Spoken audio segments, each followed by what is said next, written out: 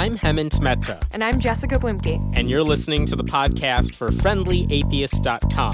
You can now listen to all of our episodes and see show notes at FriendlyAtheistPodcast.com. Shulem Deen is a former Hasidic Jew. Since leaving that world, he's founded the website unpious.com, which is a voice for other ultra-Orthodox Jews who may be rethinking their faith. And his new book is called All Who Go Do Not Return. Shulem, thanks so much for joining us tonight. Thank you for having me. So let's start by talking about kind of what it means to be a Hasidic Jew for those of us who don't have a lot of experience with that world.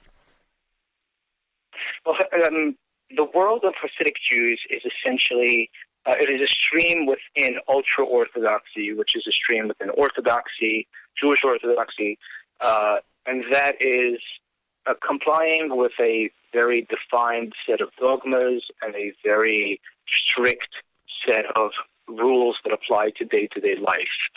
That is first and foremost what it means. In addition, Hasidic Jews go sort of beyond what regular Orthodoxy is, and they espouse a philosophy of rejectionism and separatism, remaining apart from the outside world. They do that by distinguishing themselves in the way that they dress, in the language that they speak. Hasidim who live here in the United States do not speak English day to day. They speak Yiddish. They wear, I don't know where you guys are based, but in New York City you can see Hasidim, and they wear these very distinctive outfits, long black coats and black fur hats. Mm-hmm. They've got these little side curl things from their, with the hair. And this is one way that they separate themselves from the rest of society. Much more importantly is they avoid whatever kind of influence could seep in from the surrounding culture. So Hasidim emphasize not going to college, not reading secular material, not watching TV or movies, not reading secular newspapers, things like that. And so essentially, Hasidim are mostly, especially in the United States, they're mostly centered in and around New York. Mm-hmm. But despite living within such a cosmopolitan world, within such a geographically such a cosmopolitan area, Hasidim are pretty much sort of they've created these enclaves in which they could live on their own without mingling with the surrounding culture. But also, it has to be said, they take full advantage of what the surrounding culture has to give them in terms of advanced, say, medical care and being able to use whatever technology the world has available to them. So they're not like the Amish, where they don't use technology. They do use technology, and they do make use of the world, and they make a lot of use of the political system in very distinct ways that are designed to benefit the community. So that's the basic. That's what Hasidic Jews, especially in the United States, that's sort of how I would describe it. So when you talk about it, it almost sounds like you think it's a little hypocritical of them to take advantage of what's around them while still withdrawing from it. Is that a fair read on what you said, or is that jumping too far? Yes, well, I mean, I usually don't jump right into criticism about them because I try to maintain a little bit of neutrality, at least at the outset. But yes, I do have. I think that's philosophically problematic to be part of a world that you benefit from, and you acknowledge its value. You acknowledge the value of science because you use it. A Hasidic Jew has to go from New York to London or to Jerusalem or to wherever, he'll get on a plane. But Hasidim are not themselves producing aerodynamics engineers. They're not themselves producing physicists. They're not themselves producing doctors and scientists, which means they say, we will take advantage of all the advances and the progress that humanity has made, but we will not engage in that process. And I think that's philosophically problematic, and somewhat morally problematic, I think. But that might be a somewhat more involved and nuanced critique of that culture. Sure. I think there are bigger problems and more immediate problems with that community, and that is they have an unsustainable economic system where people are very much expected to rely on both communal and government benefits as a matter of course, in order to be able to create large families. It's what I call, the Hasidic community relies on what I call the unholy trifecta of very meager secular education, early marriage, and the pressure to breed early and often. And so that creates structures of dependency that make it really, really difficult for someone later on to decide, oh, I don't really want to be a Hasidic Jew, because by then you already have 5 kids and you have a job within the community, and there's nothing really you can do. You just can't give that up. And so that's pretty much, I mean, it may or may not be entirely by design, but to some degree it is. And that sort of creates an environment where people have to stay within and keeps them trapped, and that, I think, is a very serious problem. Sure. Well, let's talk a little bit more then about kind of your own journey out of that community. Where did did you have a crisis of faith, or what happened? I had a major crisis of faith. It started with little glimpses that I got of the outside world. I was living in a very particular community that is probably the most insular Hasidic community in the United States. The community is known as the Skverers, the Skver Hasidim. The Hasidic world is subdivided into sects. There are the Satmars and the Vishniters and the Belzers. And so the Skverers are another sect. And usually these sects they're just based on the town of origin where they're from in Eastern Europe. But this particular sect is a very insular sect based in a small village in Lapland County, about 30 minutes north of New York City. It is an all Hasidic village, one way in, one way out, about 12, 13, maybe 15,000 inhabitants. The sidewalks have signs saying men's side, women's side. The sexes are completely segregated. There are no mixed events ever, except for intimate family events, but otherwise completely separate. Boys receive almost no secular education whatsoever. I have 2 boys, aged 13 and 15, who cannot speak, read, or write English. The girls get a somewhat better secular education for reasons, I can go into that later, but boys are expected to study Jewish law and the Talmud from early morning until late at night. And young men are expected to do that too, to devote their life to study as much as they can. And that's the community that I came from. And at some point in my 20s, I started to gain access to the outside world. One night I turned on the radio, and it was the middle of the night, and my wife was asleep, and I found a pair of headphones, and I realized that we had a working radio in our apartment because we had a cassette player, and I was supposed to disable the radio, but I never got around to it. So I was just really curious about what the outside world has to say, and so I plugged in the set of earphones and started listening, and I was just absolutely mesmerized just by the most mundane aspects of the outside world. Traffic reports and weather reports. It was just amazing to me. The huge mat for sale in Paramus, New Jersey. That was incredible. And traffic backed up on the Brooklyn Bridge all the way to the BQE. So I've never heard anybody say their introduction to the world of technology was through a cassette player / radio. Wait till you hear about MP3s and torrents and everything. Right. Well, and then came, I started, at some point I realized I needed a job because I had 3 kids and I needed to find a way to support them. And I had not been, I'd been taught how to conduct commerce in 1st century Palestine or in 5th century Babylonia, And you couldn't find work but I had doing no that?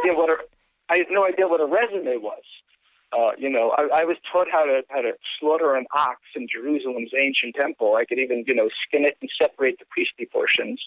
But I was taught not a thing about the economic realities of living in the modern world now. And so I had 2 or 3 kids, and I realized I had to find some way to support them.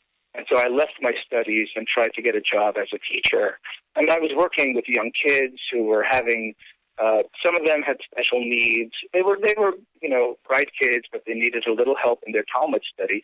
And I thought I would get a computer, because a computer would let me make worksheets for them that would help them in their studies. And so I got this computer, and with the computer was a 3.5-inch floppy disk that said America Online free trial. And I popped that into the slot, and it said type A:\install, which I did, and told my wife that I don't know what this is, but apparently you're not going to be able to use the phone for the next 30 minutes. And I, listened to the wheezy, windy tones of connecting to AOL, and then welcome, you've got mail. I don't know if you guys were big AOL users back in 1996. When I became an atheist, AOL was also my gateway to finding out about atheism without anybody knowing about it. Yeah. Oh. There you go. Well, you were way ahead of me because. Well, I'd listened to the radio for a while, so. Right. So you had a real head start there. But I listened to. So I got onto AOL, and suddenly there's a world of news and shopping and chat rooms. It was amazing. I was in a chat room. I was living in this tiny little, really insular village, and here I could speak to outsiders, and I start typing, and they're typing back, and it was just incredible. I called my wife. I said, "Look at this. This is amazing." And she said, "So what? It's like a phone. Just you have to type." I said, was she impressed by it, or was she like, "This is a bad idea. Get the heck off of the AOL"? She didn't understand it. She had a completely different kind of personality. Sure. She was just different. She didn't have. I was always very curious, and I was always sort of looking and sort of trying to catch glimpses of the outside world and things like that. And I was a very good, devout Hasid, doing everything I needed to do, but I also had this kind of insatiable curiosity. And so something like the internet was, it opened up a world to me. And in chat rooms, I met people that I would never have met in real life and had certain conversations with them. They weren't necessarily earth-shattering conversations, but they were conversations that gave me a glimpse into the way people outside of our community thought.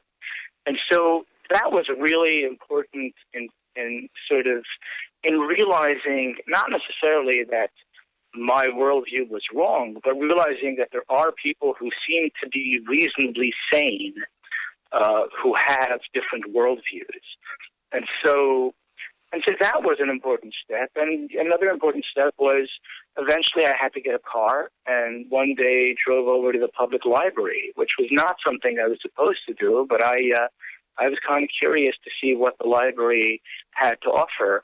I had never been in a public library before. I was around 24, 25, and I get into the public library, and I get into the children's section. And in the children's section right there is a set of, World Book encyclopedias. And so I took out one volume, started reading it, and it was fascinating. It was, for the first time in my life, I started reading about the Beatles and Elvis and Bruce Springsteen and, and art and literature and philosophy and psychology and computers. These things it was suddenly like I had the whole world in front of me.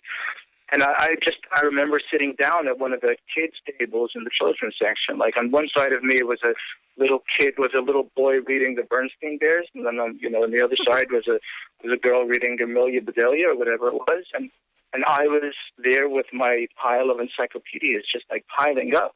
And these are children's encyclopedias technically, but they're very good. The World Book Encyclopedia is not. It's made for sort of teenagers and things like that. And just wait till I tell you about Encarta. You are going to love Right. it. I Well, had the World Book I mean, encyclopedias growing at some up. point I thought I shouldn't be in the children's section, and I went up to look for the adult encyclopedia. But Encyclopedia Britannica really did not have the same appeal Yeah. as, the World Book. And I needed some pictures, and the World Book had some pictures. So let me jump forward a little bit. At some point, you're getting all this outside knowledge. When does it become a conflict with your wife, with your parents, with your community? Well, eventually, from the children's section, I made my way to the adult section, and I found myself in the religion aisle.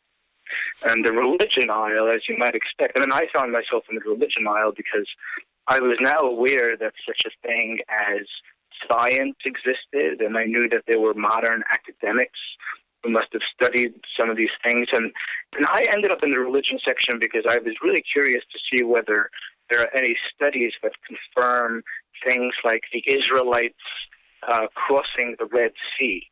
And the Israelite migration from Egypt to Canaan, and whether the patriarchs Abram, Isaac, and Jacob from the Hebrew Bible, whether they were real people. I was sure that they were, but I wanted to see the evidence for it, and I was certain that there must be scholars somewhere who found some evidence for it. And lo and behold, the biblical archaeology studies that I came across were giving me just the opposite of that. And that was pretty disturbing to me. And then I started reading about comparative religions and started realizing that, how similar all religions are, and how it's pretty obvious that religion comes to respond to a very basic human need. And it makes a lot more sense to realize, to see it in that way. But this didn't happen. This didn't happen overnight. This was a very, very long process. But over time, I came to really just see religion in a completely different way. And so, for me, it was one long process of discovering the outside world, and then realizing that the outside world has so much to say on the things that I believed in, and had so much to say that contradicted the things that I believed in. And suddenly I found myself in a major crisis, realizing that modern scholarship really completely tore apart everything that I believed. Not everything is disproven. There may not be evidence that completely disproves the biblical narrative 100%, but the evidence is pretty compelling. That say the Bible was authored by man rather than by God. Shulem, let me ask you: do you think the leaders of your Hasidic community, are they aware of all this and trying to keep everyone else from accessing that information? Or do you think they lived in the same sort of bubble that you grew up in where all of this was unfamiliar? Right. Well, I think yes and no. I think the number one answer, I think, is really yes. The leaders within that community really don't know much about the outside world beyond what is practical for leading their community. In other words, they know a lot about the political system. They know a lot about, healthcare issues. They know a lot about things like that. They do not know about modern scholarship. So say, the leader of the Sefer Hasidim, who is the Rebbe, he's sort of like the supreme leader, and that village is, in some ways, it's kind of a quasi-theocracy, and he's at the top. He's an extremely sheltered person. In other words, if you're just a regular Hasid, you could get into your car, and despite all admonitions against it, you can turn on the radio if you want. The top-tier leaders can't do that. There's no way. And so they have no access to information. So they really have an extremely limited grasp of the outside world, and they have a really limited grasp of modern science and modern scholarship and things like that.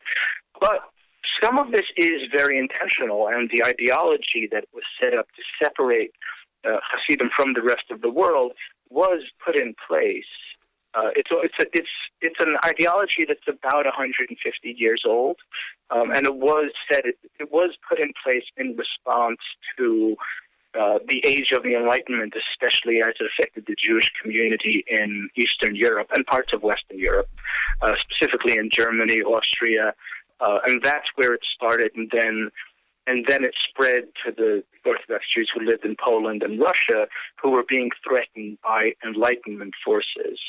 Approximately in the mid 19th century, late 18th century, early 19th century, was when Jewish studies became an academic field, and so that had traditional leaders very concerned, and so they created this philosophy of any religious innovation and any kind of outside influence is forbidden.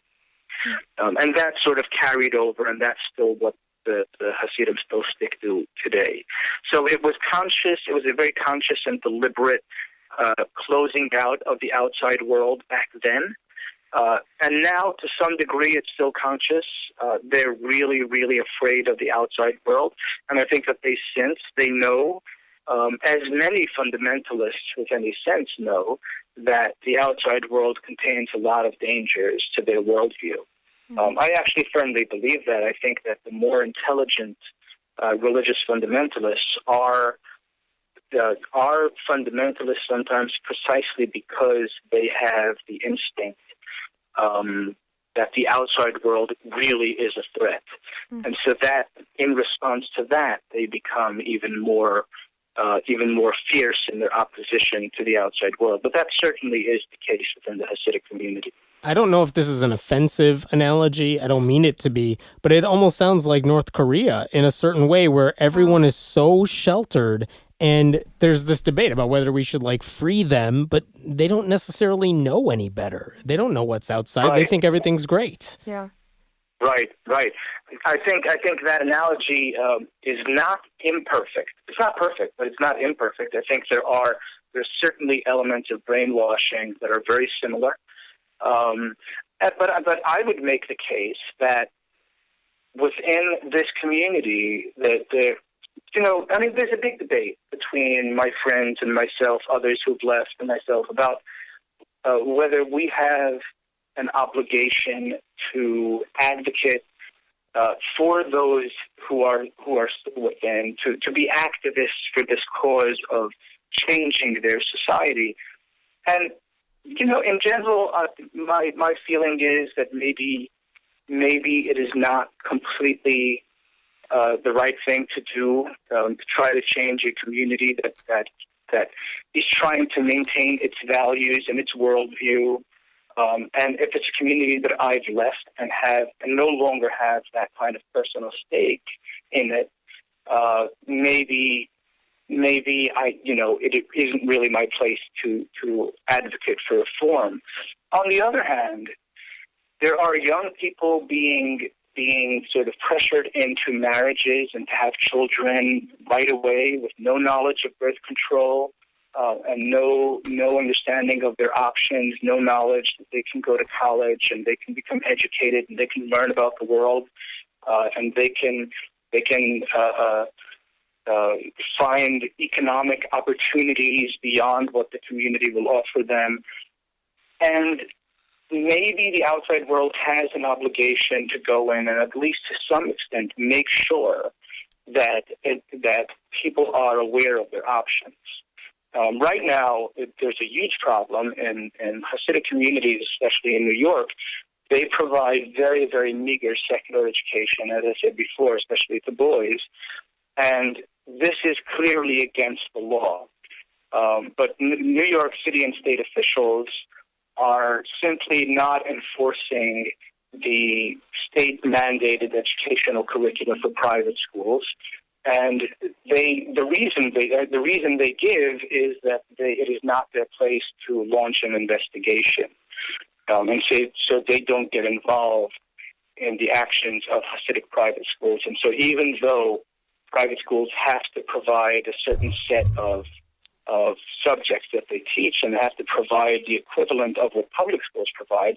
They simply don't, and nobody cares. So they're not And taking action on it, and it's because it's a religious community. They don't want to get involved and like stir up some religious conflict. And it's because it's a religious community, and more importantly, let's acknowledge it's a very politically powerful community. So let's talk about that. I want to ask you about a few things that I've heard about the Orthodox Jewish community, ultra-Orthodox community.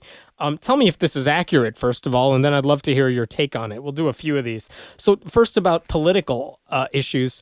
I believe I heard a story that in New York, at least in one part of it, in a public school district, the ultra-Orthodox Jews made it so that they ran for the school board, won a majority of the seats, and then could dictate certain curriculum decisions, price, like how much money taxpayers were giving to the district, or lack thereof. And that totally messed with the public school system. Is that accurate, first of all, and is that something that goes on in that world? Yeah, it's an episode of This American Life did an episode on it. Yeah. Yes. So that you're talking about the East Ramapo School District, Yeah. which has been over the past decade has been taken over by not just by Orthodox Jews, not only Hasidim, some non-Hasidim, but mostly Hasidic Jews. And this is, the reason they did it was because they were paying really, really high property taxes for a school system that they did not use.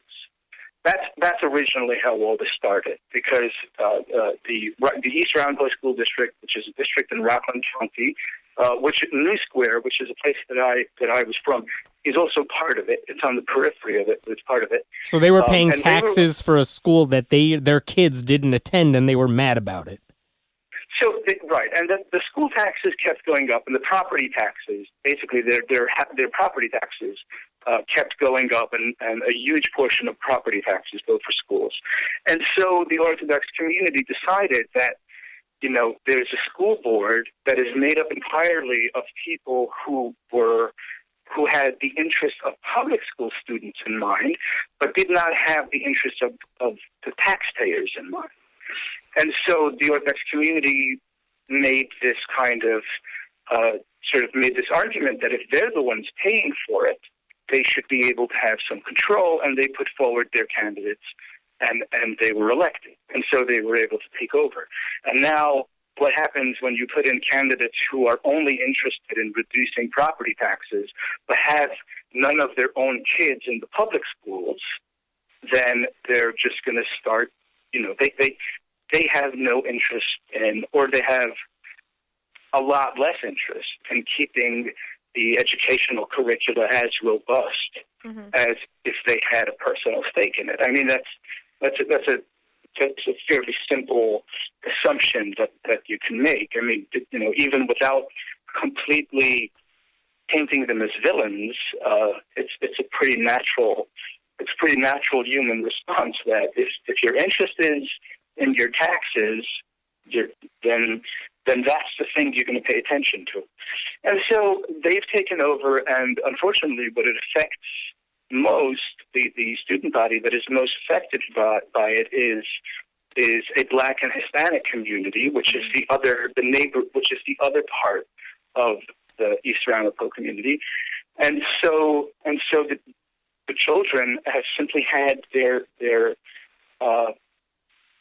classes and their programs completely cut in many cases, and some of it's just absolutely awful. And the Spring Valley public schools and the Spring Valley High School were known for many years for many of their programs. They had a great marching band, and they had great other, they'd won awards, and all of these programs were completely slashed. And it was slashed by the school board. Now, the school board argues that it's not really their fault. The school board says that it has to do with the formula, that the state formula that provides funding to public schools, to school districts, does not work well in this case because the tax. I'm not an expert on this, and I'm not exactly clear on how this works. But apparently there is something in the formula that affects this district uniquely because the public school students are generally from low-income families, or something like. I shouldn't. I'm No, not that's okay. entirely sure. No, That that's fine. explains like kind of their involvement in it. Right. So it gets really complicated, and so the This American Life story was a very sort of very very much skewed sort of against the Hasidic community, and I was. I get upset about the things that the Hasidic community does, and so I was kind of in favor of This American Life taking them to task. But there were some others who argued that there were some really solid arguments on the other side, and they weren't given, they weren't really addressed. But I think it's a very complex issue. Sure. And then I think the root of the problem is that because Hasidim maintain such separate communities, and so their interests are so different from their neighbors and the surrounding communities, and so when the two come together, they just clashes are inevitable. Sure. And also there's an argument to be made that even if your kids don't go to public schools, having strong after-school programs are great for the community because it keeps kids out of trouble, helps them academically, so on and so forth. Absolutely. I mean,